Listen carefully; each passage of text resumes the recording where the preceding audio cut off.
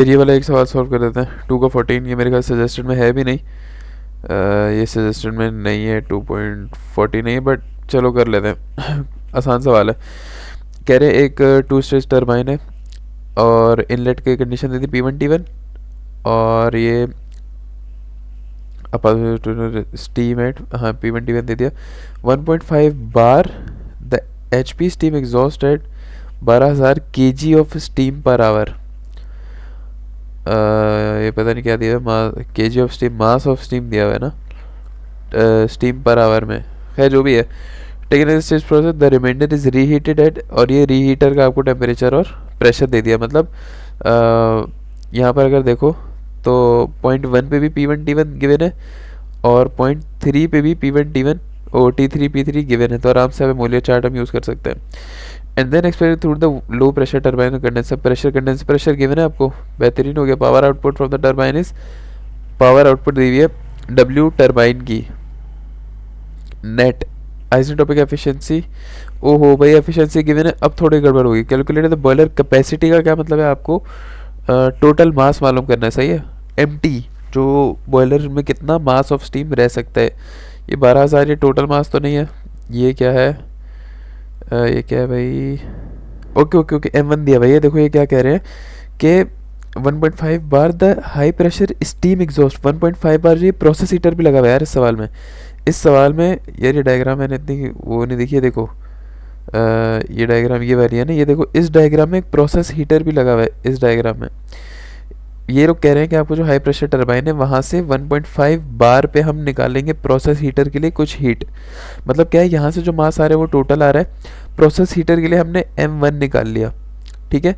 और आगे M1 निकाल लिया, ये प्रोसेस हीटर में यहाँ चला गया, और प्रोसेस हीटर रीहीटर अलग चीज़ है, सही है। प्रोसेस हीटर ये, और रीहीटर के लिए यहाँ पर आएगा, रीहीटर में वापस आ जाएगा M1 minus M total minus M1 आ जाएगा। अगर ये आपको नहीं पता है कैसे हो रहा है तो पिछली वीडियो देख लो, ठीक है। मैं वहाँ से एक बार वापस बता दूँ। यहाँ पे टोटल मास आ रहा है, सही है। यहाँ पर हमने इसको 1 क्यों नहीं लिया, वैसे हम यहाँ पे 1 लेते हैं, लेकिन जब आपको मास फ्लो रेट्स की बात करेंगे तो यहाँ पर आप लाजमी टोटल मास लोगे, सही। जब आपको मास फ्लो रेट वगैरह मालूम करना होगा तो टोटल मास आया यहाँ पे। आपने टरबाइन में से ब्लीड कर लिया, कितना ब्लीड किया वो यहाँ पर गिवन है सवाल में। आपने 12,000 kg स्टीम ब्लीड कर लिया पर आवर में, ठीक है। इसको टन में करोगे तो ये 1.2 शायद हो जाए, 12 हो जाएगा। और इसका प्रेशर दिया है 1.5 प्रेशर पर, ओके। ये क्या सीन है सारा, प्रोसेस हीटर क्या होता है, ये सारा मैं अपनी पिछली से पिछली वीडियो देखो, जो छोटी वाली है ना इसकी 2.7 या 2.8 में से जो छोटी है वो देख लो, उसमें समझ आ जाएगा क्या है। यहाँ पर आ गया, ब्लीड कर दी, और यहाँ पर क्या मास रह जाएगा, जो मास निकल गया है टोटल में से 1 निकला है ना, इस यहाँ पर हमने 1 ब्लीड किया है, टोटल था और 1 हमने ब्लीड कर लिया। 1 की वैल्यू कितनी है, जो मास 1 है, मतलब M1 की बात करें, ऐसा नहीं है कि 1% है, M1 नाम है इसका। टोटल में से हमने M1 ब्लीड किया 12,000 kg का, ये हमने ब्लीड कर लिया, ठीक है। और ये चला गया यहाँ पर लो प्रेशर टरबाइन में, ओके। यहाँ पर जाएगा M टोटल माइनस M1, ये बात घूम के वापस चला जाएगा।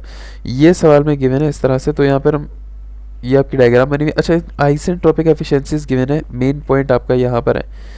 पावर वर्क डन दिया हुआ है, isentropic efficiency of high pressure low pressure turbine. इसका मतलब ये है कि जब आप TS डायग्राम बनाओगे ना इस तरह की, 0.1 पे सुपर हीटेड है, सुपर हीटेड से आइसेंट्रोपिकली आइडियली तो उसको नीचे आना चाहिए, लेकिन क्योंकि एक्चुअली ये वाला भी मैंने आपको सिस्टम जो आइसेंट्रोपिक एक्चुअल है ना, ये मैंने आपको टेक्सटाइल वाले सवाल में समझाया है। टेक्सटाइल वाला सवाल है 2.7 से भी पहले वाला है, पहला वाला जो है ना 2 पॉइंट का, अभी मेरा सीरीज़ का वो वाला देखना जाके, छोटा वाला सवाल है वो देखना लाजमी।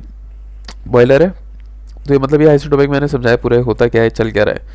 तो ये आपका आ गया बॉयलर, बॉयलर से आपका आइसेंट्रोपिकली नीचे आना चाहिए, लेकिन एक्चुअली यहाँ पर सैचुरेटेड लाइन पे आएगा, सही है। प्रोसेस हीटर के जो एक्चुअल जितने भी आएंगे वो सैचुरेटेड लाइन पर आएंगे।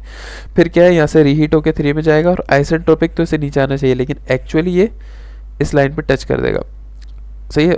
पंप से फिर यहाँ पर यूँ जाएगा, कंडेंसर से पंप आया, जो प्रोसेस हीटर है, प्रोसेस हीटर की जो बच गया था, कंडेंस हुआ था पानी, वो जाके, और कंडेंसर का पानी जाके 8 पॉइंट पर मिलता है। इसका मतलब जो एनर्जी बैलेंस लगेगी वो H6 प्लस H7 बराबर है H8 के। ये आपके यहाँ पर ये लग जाएगी, सही है। इकोनोमाइजर, एवापोरेटर और सुपर हीटर, ये बॉयलर का हिस्सा, ये पूरा हो गया आपका साइकिल, ओके। अब हम यहाँ पे इसको सॉल्व करेंगे। हमने क्या निकाला, मास ऑफ टोटल मास हमने यहाँ पर निकालना है, से टोटल मास रिक्वायर्ड है। सबसे पहले स्टेट 1 में आपको P1 गिवन है, T1 गिवन है। मोलियर चार्ट पर जाओ, H1 और S1 निकाल लो। हमें पता है, हमें यहाँ पर पता है कि S1 बराबर है S2S, S1 बराबर है S2S, S3 बराबर है S4S के। सो ये S वाला कैसे नहीं है मैं पहले बता चुका हूँ। अब आपके पास देखो दो ऑप्शन है, ये मेरी बात हमेशा याद रखो। देखो यार दो ऑप्शन है, जब भी आप मूलियर चार्ट यूज़ करोगे ना, तो मूलियर चार्ट सिर्फ जो बना हुआ है वो आइसेंट्रोपिक वैल्यूज़ के लिए बना हुआ है, सही है। तो मूलियर चार्ट से आप जब भी वैल्यू निकालोगे तो वो एस वाली वैल्यू आएगी, जबकि स्टीम टेबल से आप दोनों वैल्यूज़ निकाल सकते हो। स्टीम टेबल से आप एस वाली वैल्यूज़ भी निकाल सकते हो और एक्चुअल भी निकाल सकते हो। वो कैसे निकाल सकते हो मैं बताता हूँ यहाँ पर। अभी देखो यहाँ पर आपको जो 1 पॉइंट पर प्रेशर गिवन होगा, 1 पॉइंट पर कितना प्रेशर गिवन है, 50 बार, लेट से 50 बार आपको गिवन है, ओके। बल्कि हम तो 0.2 की बात करेंगे ना, हम लोग तो 0.2 की बात कर रहे हैं। 0.2 पे 1.5 बार, 0.2 पे आपको प्रेशर गिवन है 1.5 बार का, सही है। अब मुझे मूलियर चार्ट पर जाने के लिए मुझे एक चीज़ कोई ऐसी चाहिए जहाँ से मैं मूलियर चार्ट पर जा पाऊँ। तो मैं देखता हूँ कि S1 बराबर है S2S के, तो जो मेरा S2S है वो बराबर है S1, जो कि मैंने फाइंड आउट कर लिया पहले ही मूलियर चार्ट से, जो कि मेरा आ रहा है 6.45। अब मैंने गौर किया मेरे पास दो चीज़ें, मैं मूलियर चार्ट पे जाके सारी चीज़ें निकाल सकता हूँ। लेकिन क्योंकि मैंने यहाँ पर S2S यूज़ किया है, तो मूलियर चार्ट्स जब मैं यूज़ करूँ तो मेरा यहाँ पर H2S निकलेगा, A नहीं निकलेगा। तो जब मेरा H2S आ जाएगा यहाँ पर 2401, इसको फिर मैं एफिशिएंसी वाले फार्मूले में डालकर, ये फार्मूला रट्टा मार लो, इजी है, यहाँ से मैं एक्चुअल इंथैल्पी निकालूंगा। हम सवाल में आगे जो भी यूज़ करेंगे वो एक्चुअल इंथैल्पी यूज़ करेंगे, क्योंकि हमें एक्चुअल मास फ्लो रेट चाहिए, सही है। और इसी तरह ये वाली इंथैल्पी यूज़ करते हुए मैं एक्चुअल एंट्रोपी निकाल सकता हूँ। मतलब अब मैं क्या करूँगा, अब मैं ये प्रेशर, ओरिजिनल प्रेशर और ओरिजिनल इंथैल्पी को यूज़ करूँगा, सही है। और अब मैं इस ओरिजिनल वैल्यूज़ से मूलियर चार्ट पर जाकर एंट्रोपी इसकी निकाल लूँगा, ठीक हो गया। अगर ऐसा नहीं होता, अगर ऐसा नहीं होता तो आप एक और काम कर सकते हो। आपको पता है कि स्टेट 2 पर, कहाँ ये रही स्टेट 2 पर, अगर एक्चुअल वैल्यू मुझे चाहिए तो मैं यहाँ पर सैचुरेटेड वेपर है, तो मैं क्या करूँगा, मैं स्टीम टेबल पर जा सकता हूँ। मैं स्टीम टेबल पर 1.5 बार पर जा सकता हूँ, मैं स्टीम टेबल के 1.5 बार पर जा सकता हूँ, ये रहा 1.50। और यहाँ पर मैं अगर Hg निकाल लूँ, Hg तो मेरी एक्चुअल Hg आनी चाहिए, ये मैं खुद ही एक्सपेरिमेंट कर रहा हूँ, 2693 आपकी एक्चुअल H आना चाहिए। 2504 आ रहा है, 2504 क्यों आ रहा है भाई, ये इसलिए क्योंकि स्टीम टेबल से नहीं निकल सकता, क्योंकि ये जो आपकी पॉइंट है ये सैचुरेटेड लिक्विड पे लाई नहीं कर रही है। डायग्राम में बनी हुई इस तरह से है कि ऐसा लग रहा है, लेकिन अगर देखो मैंने पिछला सवाल जब सॉल्व किया था तो उन लोगों ने बताया था कि जो आपकी एक्चुअल लाइन है that lies it is saturated, मतलब प्रोसेस हीटर की लाइन है सैचुरेटेड, तो तब हमने यहाँ पर इसको सैचुरेटेड पे लेट कर लिया था, तो हमने इस तरीके से निकाल लिया था जिस तरीके से मैं बता रहा हूँ आपको। लेकिन अभी फर्ज करो कि आपकी लाइन थोड़ी सी बस डेविएट होती है, यहाँ कहीं बनती है, यहाँ कहीं बनती है, तो आपको हमेशा जो आइसेंट्रोपिक वाली सीन्स है ना, सिनेरियो, वहाँ पर आपको सिर्फ ये देखना है कि क्या चीज़ खुली हुई है, जो रास्ता खुला हुआ है वहाँ पर घुस जाओ। तो आपको यहाँ पर खुला हुआ क्या दिख रहा है, प्रेशर 2 आपको पता था और S2S आपको पता था S1 के ज़रिए से, तो आपने मोलियर चार्ट से जाके ये दोनों चीज़ें निकाल ली। यहाँ से आपने एक्चुअल एंथैल्पी निकाली और एक्चुअल एंथैल्पी यूज़ करते हुए आपने एक्चुअल एंट्रोपी निकाल ली, जिसकी शायद ही कोई ज़रूरत होगी। पॉइंट 3 पर आ जाओ।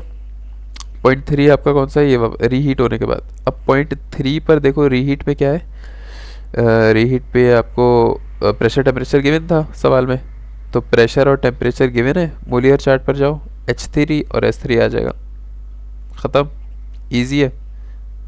इसके बाद स्टेट 4 पर आ जाओ। स्टेट 4 कौन सी है भाई आपकी, अच्छा यहाँ पर फिर से लंबी है। अब देखते हैं कंडेंसर प्रेशर आपको गिवन है, तो मतलब प्रेशर आपको गिवन है और हमें पता है कि S3 बराबर है S4S के, S3 बराबर है S4S के। तो हम क्या करेंगे, प्रेशर कितना है 0.05 बार, 0.05 बार, और S3 आपने पहले निकाल लिया था, यहाँ पर S3 आपने नीचे निकाल लिया था, तो S3 बराबर है S4S के। दो चीज़ें आ गई, ये एक चीज़ आ गई, दो चीज़ आ गई। वहाँ पर जाओ मूलियर चार्ट पर, ये निकाल लो H4S, इसको एफिशिएंसी के फॉर्मूले में डालोगे तो आपके पास एक्चुअल एंथैल्पी आ जाएगी। इसको अब आप आगे यूज़ करोगे। सही है। स्टेट 5 हम वही जो हमने बचपन से पढ़ी हुई है। स्टेट 5 कहाँ लाई करती है पंप के इनलेट की सैचुरेशन लाइन पर। तो यहाँ पर जो भी प्रेशर है आपका 0.05, आप स्टीम टेबल में जाओगे 0.05 पर जाओगे, 0.05 पर जाओगे और यहाँ पर आप वैल्यू ले लोगे किसकी, H5 और V5 की, HF और VF की। ये कहाँ चला गया स्ट्रीम टेबल, HF और VF। यार ये मैंने वो किया था, वो कहाँ गया स्ट्रीम टेबल। गाइस सॉरी यार, मुझे बहुत नींद आ रही है। ये रहा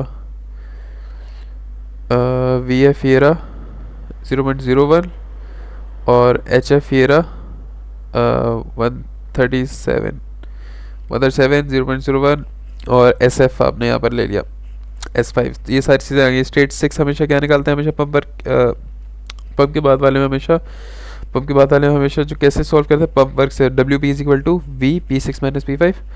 P6 माइनस P5 आपको पता था, यहाँ पर डाले पंप वर्क आ गया। सही है। पंप वर्क के लिए अगली चीज़ क्या होती है, पंप वर्क बराबर होता है H6 माइनस H5 के। मैं एज्यूम कर रहा हूँ कि आपको पता है यहाँ पर क्या सीन है। तो यहाँ पर H6 भी आ गया, इजी सॉल्व हो गया। आगे स्टेट 7 की अगर बात करें, स्टेट 7 में क्या है आपके पास, स्टेट 7 में भी आपका पंप वर्क है, वो भी ऐसे निकलेगा जैसे पहले निकला था। ये रहा प्रेशर, एक सर्टेन प्रेशर है, वहाँ पर आप H7 और V7 निकाल लो क्योंकि ये सैचुरेटेड लाइन पर है। ठीक है। और इसी तरह पंप का इनलेट आउटलेट सेम उसी तरीके से जैसे पहले निकाला हमने, WP is equal to this, यहाँ से पंप वर्क आया और पंप वर्क की जगह ये रखा, यहाँ पे इंथैल्पी ऑफ 8 आ गई। तकरीबन सारी इंथैल्पीज आ गई। अब टरबाइन की बात कर लें, वर्क डन इन टरबाइन देखते हैं भाई। दो टरबाइन है तो दोनों के वर्क डन को ज़ाहिर है प्लस करना पड़ेगा। एक हमारे पास भाई हाई प्रेशर टरबाइन है, एक लो प्रेशर टरबाइन है। ठीक है। दोनों का वर्क डन को प्लस कर लेता हूँ मैं यहाँ पर। हाई प्रेशर टरबाइन के अंदर कितना मास है, टोटल मास, तो ये हो जाएगा total mass into H1 minus H2। ये हाई प्रेशर क्या हो गया, प्लस लो प्रेशर में कितना मास है, M total minus M1 into H। Low pressure का इनलेट कौन सा है भाई, लो प्रेशर का इनलेट है H3 और आउटलेट है H4। परफेक्ट है। H3 minus H4, H1 minus H2, mass okay. Mass 2 आपने निकालना है यहाँ पर। M1 3.33 kg पर सेकेंड है। यार ये कहाँ गया मैंने, M1 3.33 kg पर सेकेंड, 3.33 kg पर सेकेंड, ये रहा मेरे ख्याल से 12,000 kg को शायद कन्वर्ट किया है उसमें kg पर सेकेंड में। अज्यूम कि यार वही किया हुआ है। तो यहाँ पर आपने M2 निकाल लिया और ये सवाल आपका बस ख़त्म हो गया। ये लोगों ने एनर्जी बैलेंस फालतू में ऐसे ही लगाया हुआ ऐड पे। ओ भाई सॉरी भाई, जिसने भी किया भाई थैंक यू नोट्स के लिए, जिसने भी किया हुआ है। H6 और H8 आके H9 बना रहे हैं, रियली H6 और H8 आकर H9 बना रहे हैं। सही है। सही है। तो यहाँ पर कितना मास है, M टोटल माइनस M1, यहाँ मास है M1, M total minus M1 और यहाँ पर है M1। और ये मिलने के बाद क्या है, मिलने के बाद दोनों आपस में मिलेंगे तो क्या हो जाएगा, M टोटल हो जाएगा। वैल्यूज़ डालो यहाँ से, H9 आ जाएगा आपके पास, जिसकी कोई ज़रूरत नहीं है। और अगर Qin निकालना है तो Qin किस में हो रहा है, Qin दो जगह हो रहा है। एक हो रहा है बॉयलर में ही हो रहा है दोनों, एक हाई प्रेशर टरबाइन के लिए हीट एडिशन हो रही है, एक लो प्रेशर के लिए हो रही है। और Qin देख लेते हैं यार यहाँ पर एक बार वापस। एक तो ये Qin हो रही है H1 माइनस H9 और एक आपकी हो रही है H3 माइनस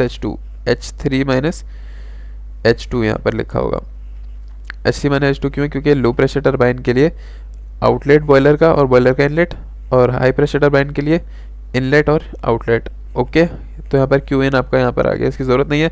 ये सवाल इसका आंसर सही आ रहा है जो हमने, हमारा है बस यहाँ पर सवाल ख़त्म हो गया यार, यहाँ पर एंड है सवाल, क्योंकि आपने मास ही तो निकालना था। सवाल में इन लोगों ने क्या मांगा हुआ है, इन लोगों ने मांगा है कैलोरी बॉयलर कैपेसिटी। इसका आंसर क्या आ रहा है, 18.5 टन पर आवर, जबकि आपका आंसर आ रहा है 5.26 kg पर सेकेंड। इस kg पर सेकेंड को जब आप टन पर आवर पे कन्वर्ट करोगे तो आपका 18 ही बनेगा आंसर। सही है, ये आंसर सही आ रहा है। तो ये सवाल आपका सॉल्व हो गया, हर चीज़ हमने इसको ख़त्म कर दी है।